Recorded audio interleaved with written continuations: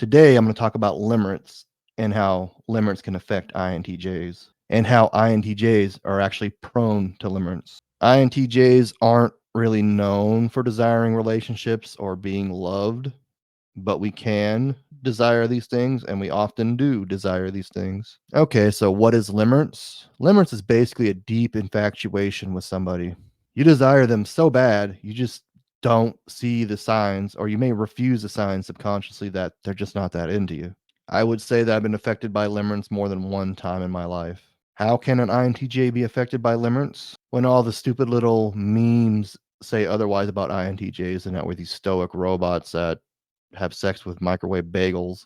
INTJs may be more prone to limerence than you think. Want to know why? Go ahead and stay for this whole video to find out.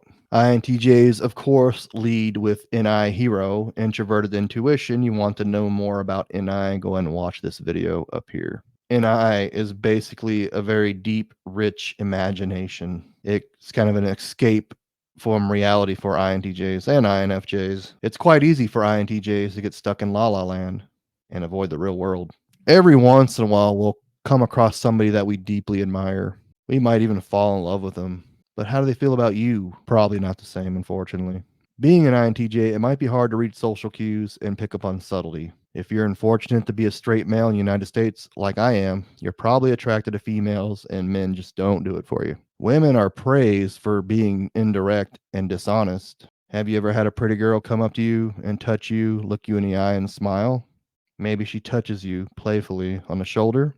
Maybe she pries you and asks you questions. Maybe she checks up on you. Maybe she teases you a little bit. Does she like you? Or is she just being friendly? Eventually you ask her out, but she's wishy-washy. That's okay though. That's just how women are. They are just made to be dishonest and indirect. They can flat out lead you on and put your heart through the ringer, but that's okay. Man up. But as a man, you better not dare do this sort of thing. You'll be called a pig, a dog, a player, a womanizer. If you have FE trickster, like I do, it might be nearly impossible to tell if a woman is truly attracted to you compared to just being friendly. Or it could be even worse, and you can be an INTJ and suspect you have autism like I do. If you want to find out more about that, check out this video up here. So, you have this woman who's sending you mixed signals. You might be thinking, why is she even interested in me? Maybe you even build up the nerve to ask her out. Does she tell you no? Probably not. Well, that means she must tell you yes, right? Not necessarily. Maybe if you have money or look good, they might. Go figure. So what does she say if she doesn't say yes or no? She just kind of leaves it open. Maybe in the future, right?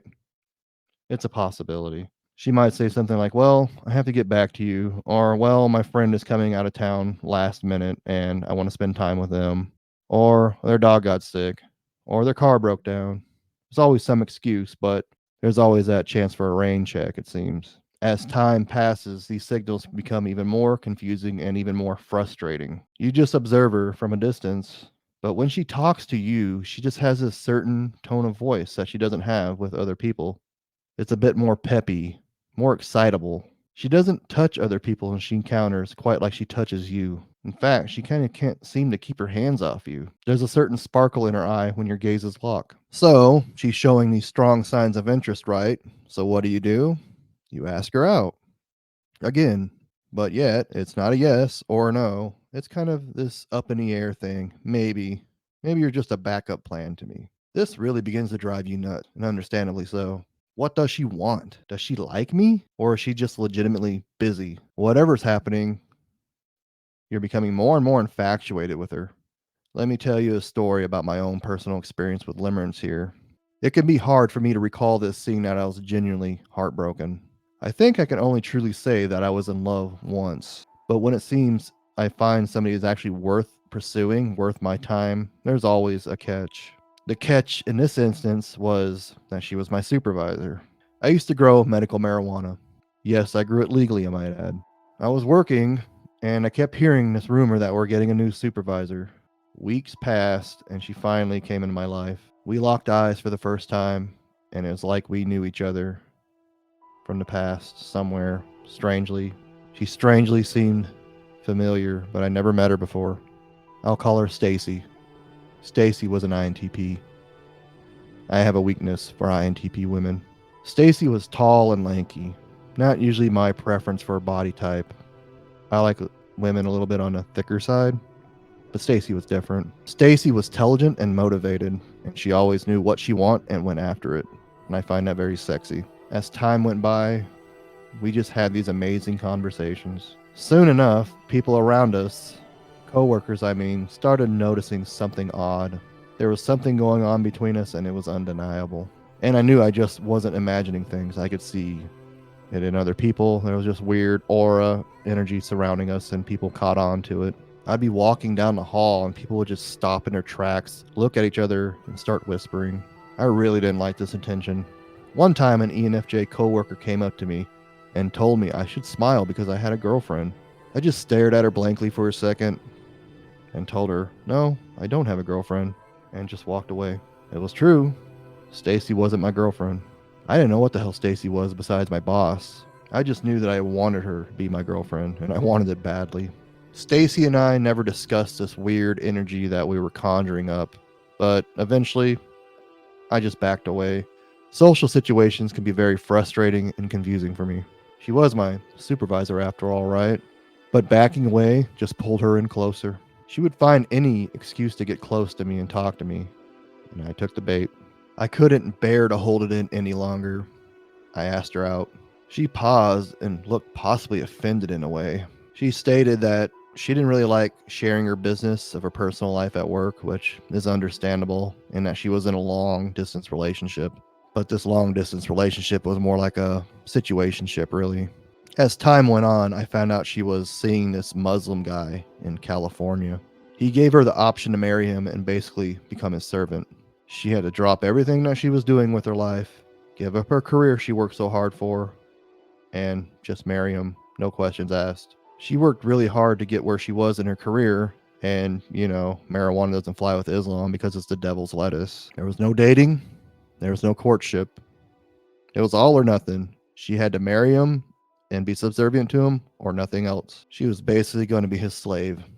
And a TI hero was considering this. This was something I didn't want to hear at all. This is not what I planned on. But at least she was being honest. I'll give her that. The games didn't stop, though. She insisted that they weren't engaged, that they weren't even truly in a relationship. In typical INTP fashion, and very slowly and thoroughly, she was looking and weighing her options, and of course, taking her sweet ass time doing it. And INTJs like me are quite impatient. Again, I just backed away out of frustration, and this just pulled her in further and further. I couldn't relent. I was infatuated. I thought I would take the Steve Urkel approach and just slowly wear her down. I'm wearing you down, baby. I'm wearing you down. You might say I don't have any game, and you'll probably be correct. I seen it as I had a snowball's chance in hell, but I guess at least I had a chance, right? I kept asking her out, and after a dozen times, she finally gave in. We went on a few dates, and we both had an amazing time, but things got more complicated. I really wanted to impress her, but I also really liked my job, as far as I like any job, and I was really good at it. So I got promoted to a lead. However, I sorely lacked the social skills needed to pretty much promote at any position. Even though we went out several times and had a great time each time, she always kept me at arm's length. Emotional interactions can be quite awkward, seeing that we're both INT types. Somewhere along the line, with all the back and forth, with all the push and pull, things eventually went south. I was demoted, then a few weeks later, I was fired. I got emotionally attached to my supervisor, and this is not a good idea. Not only was I heartbroken, I was devastated that I lost my job. My son was only like 2 at the time, and I had to support him. Even though I was cut deep, I still was in love and infatuated with her. Enter the Limerence. One real shitty thing about NI, once it wants something, it's almost impossible to let go. I fell in love with Stacy over a course of a year working with her, and after the fallout, I still pursued her a year or 2 after that. While this isn't something I'm proud of, it happened, and I think it needs to be discussed. I would contact her on social media, text her, or email her, but slowly, she just kept blocking me by all these different means. Eventually, she had her boyfriend, or whatever he was, call me. I think that was the huckleberry there. I think that's when it finally got through my thick skull. I had no chance. It's been 3 or 4 years since this all transpired, and I still think about her at least once a day. I haven't talked to her in several years. Yes, it might seem creepy, but I generally felt something for her. And it would be hard to deny that she led me on, to say the least. Do you have an experience like this? Are you going through something like this as we speak? Let me know down in the comments. I also offer coaching sessions at a very reasonable amount. You can find that information down in the description below. I have several Limerence stories, but this is by far the most impactful. Here's a playlist of a personal vlog where I kind of vent and talk about more personal and emotional things. Thanks for watching.